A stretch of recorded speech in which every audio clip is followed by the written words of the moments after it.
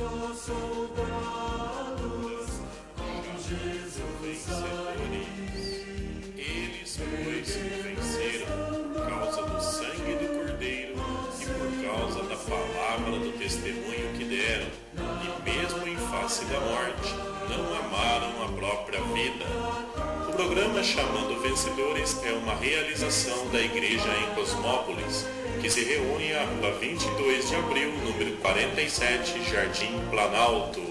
Dias e horários das reuniões: terça, às 20 horas, reunião de oração; sábado, às 19 horas, reunião ministerial; domingo, às 19 horas, reunião do Partir do Pão.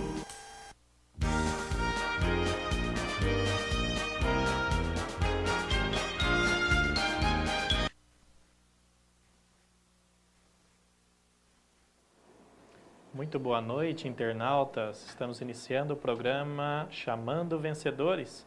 Estamos aqui ao vivo, hoje terça-feira, 13 de julho de 2010. Agora são 18 horas e 34 minutos. Desde já convidamos você que nos acompanha pela internet a participar do programa. Logo abaixo aí é o campo destinado, logo abaixo a imagem, né, ao seu vídeo, tem um campo destinado à postagem de mensagens. Você pode participar enviando mensagens ao vivo. Nós vamos registrar aqui a sua participação. Se você nos acompanha assistindo esse vídeo já postado, você pode participar da programação do programa Chamando Vencedores através de e-mail, enviando e-mail para igrejaemcosmopolis@yahoo.com.br.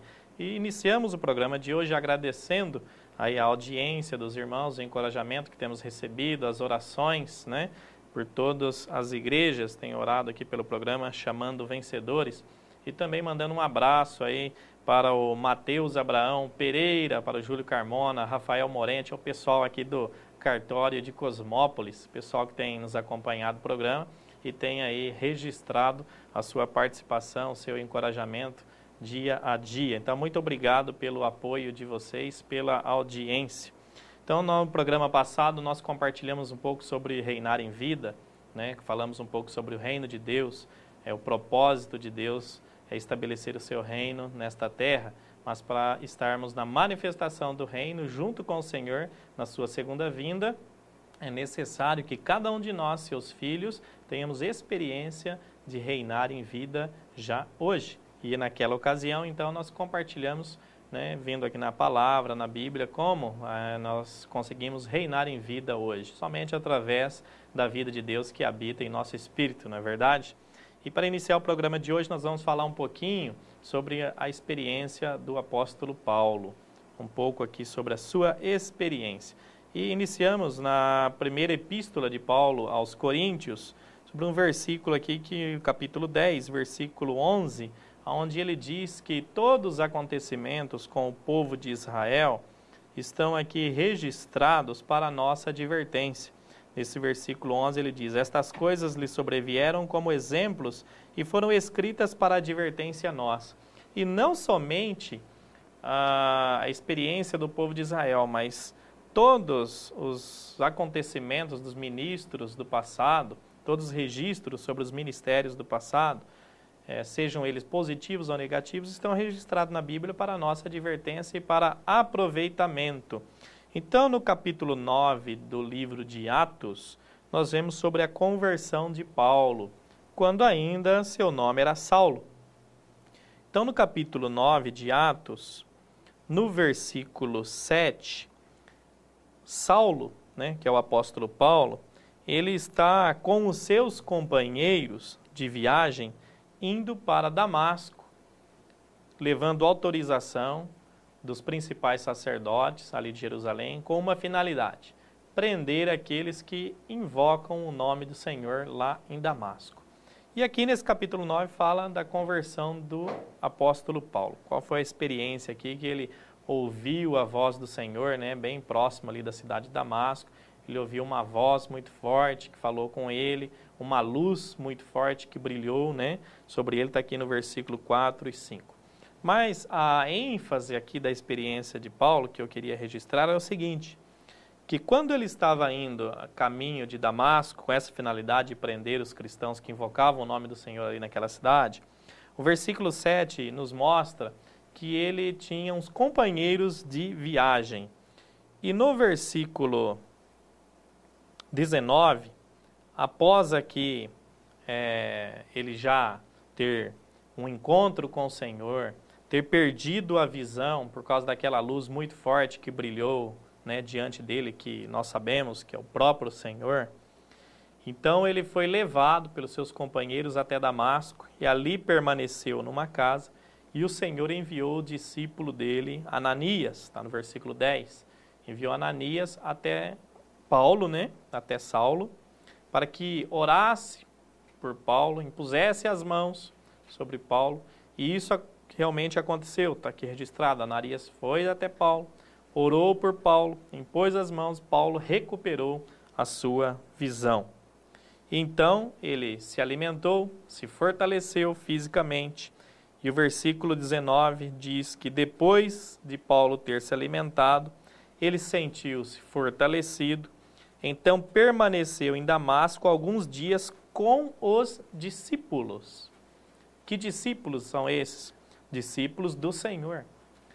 Discípulo significa ser um aprendiz, aquele que segue alguém com o fim de ter um aprendizado. Então, esses discípulos aqui que estavam em Damasco, que Paulo permaneceu com eles, são os discípulos do Senhor Jesus. Pois bem, a partir do versículo 20, Paulo já tendo encontro com o Senhor, ele que perseguia o Senhor, agora se tornou também um discípulo e um seguidor de nosso Senhor Jesus Cristo, inicia o seu ministério aqui na cidade de Damasco, já batizado. Ele inicia o seu ministério aqui na cidade de Damasco, agora pregando o Evangelho, pregando e anunciando que Jesus é o Filho de Deus, a partir do versículo 20. E no versículo 23, nos diz que, decorridos muitos dias, os judeus daquela cidade de Damasco deliberaram entre si tirar-lhe a vida, né, de Paulo. Porém, o plano deles chegou ao conhecimento de Saulo. Dia e noite, eles guardavam as portas para o matarem. Então, qual era a situação aqui? Paulo começou a pregar o Evangelho. Ele que perseguia os cristãos, desejando prender os cristãos, agora ele estava sendo perseguido pelos judeus, com os quais ele mesmo servia, imaginava estar servindo a Deus, prendendo os cristãos.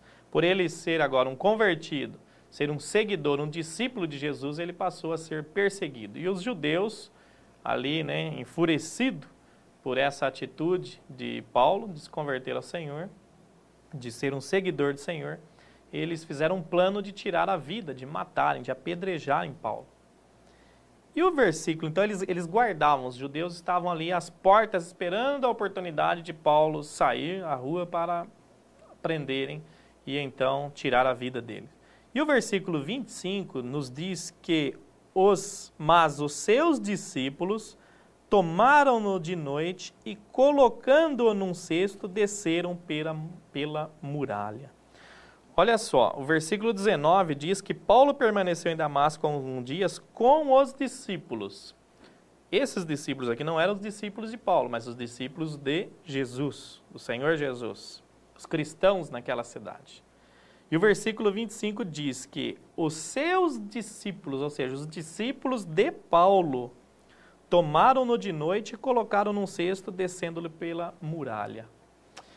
O que nós vemos aqui nesse versículo? Que Paulo, após iniciar o seu ministério, pelo fato dele ser muito eloquente no seu falar, dele ser diligente na obra, ele já era diligente, forte no serviço ao Senhor, com relação a aprender os cristãos. Da mesma forma, ele passou a seguir o Senhor da mesma forma. Muito eloquente, muito forte no seu serviço, muito diligente naquilo que ele fazia. E por esse fato ele começou a atrair algumas pessoas pela sua pregação. E o versículo 25 mostra que nós não sabemos quantos dias Paulo permaneceu aqui em Damasco, aqui não é registrado, só fala que ele permaneceu com os discípulos alguns dias, mas esses dias que ele permaneceu ali pregando o Evangelho foi suficiente para ele atrair algumas pessoas a si e estabelecer alguns discípulos. Não pela vontade dele, talvez, mas as pessoas começaram a seguir Paulo e o versículo 25 registra que ele mesmo já possuía discípulos, ou seja, possuía alguns cristãos seguidores de Paulo. E isso nós vemos também na igreja em Corinto. Quando Paulo chega na igreja em Corinto e serve o Senhor ali pregando o evangelho, alguns cristãos da igreja em Corinto começaram a seguir Paulo. Outros começaram a seguir Cefas, que é Pedro. E outros seguir Apolo, que também era um jovem muito eloquente. Então, na primeira epístola de Paulo aos Coríntios, nós vemos aqui uma repreensão de Paulo. No versículo 10, capítulo 1, versículo 10 de 1 Coríntios, Paulo roga aos irmãos pelo nome de Jesus Cristo que faleis todos a mesma coisa, que não haja entre os irmãos de forma alguma divisão. Porque ele falou, eu estou inteirado sobre o que está acontecendo aí na igreja em Corinto. No versículo 12 ele fala, refiro-me ao fato de cada um de vós dizer, eu sou de Paulo, eu de Apolo e eu de Cefas, que é Pedro. E outros ainda diziam, não, vocês seguem homens, eu sigo a Jesus Cristo, eu sou de Cristo. Aí Paulo no 13 ele fala, acaso Cristo está dividido? Foi Paulo crucificado em favor de vós? Ou fostes porventura batizado em nome de Paulo? E depois no capítulo 3, no versículo 6, ele diz aos coríntios, eu plantei, Apolo regou, mas o crescimento veio de Deus. De modo que nem o que planta é alguma coisa, nem o que rega, mas Deus que dá o crescimento. Então Paulo, ele está deixando os irmãos muito claro aqui em Corinto, que eles devem seguir a Cristo, porque foi o Senhor que morreu por cada um de nós. Foi o Senhor que deu a vida por cada um de nós. Então, ali em Damasco, Paulo, por pouco tempo que permaneceu ali, provavelmente devido à sua eloquência no falar, na sua diligência em servir o Senhor, ele atraiu algumas pessoas e começou a ter seus seguidores, seus discípulos. E o que nós vemos aqui é um arranjo da parte do Senhor, não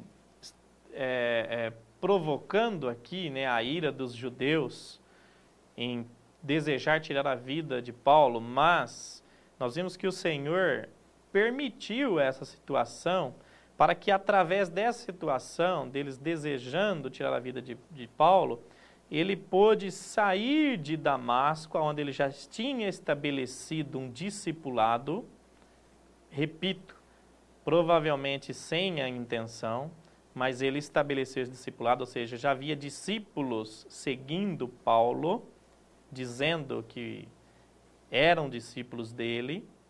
Então o Senhor permitiu essa situação que aos nossos olhos aparentemente é negativa, judeus desejando perseguir a Paulo para tirar a vida, mas isso é um arranjo divino para que Paulo saísse de Damasco e o seu ministério continuasse, não fosse paralisado aqui. De forma alguma, o Senhor permite termos discípulos, seguidores de nós, porque o ministério de Paulo e o ministério de todos devem ser para conduzir as pessoas a Cristo. O Senhor é o único que é permitido ter discípulos. Isso me lembra a experiência de João Batista. João Batista, o livro de Mateus capítulo 3, nos mostra que João Batista foi o precursor, ou seja, aquele que veio abrindo caminhos para a vinda de nosso Senhor Jesus Cristo. Então, no capítulo 3, no versículo 11, João Batista diz que ele batiza com água para arrependimento, mas aquele que vem depois de mim, que é o Senhor Jesus, é mais poderoso do que eu, cujas sandálias não sou digno de levar. Então você vê nesses versículos que João,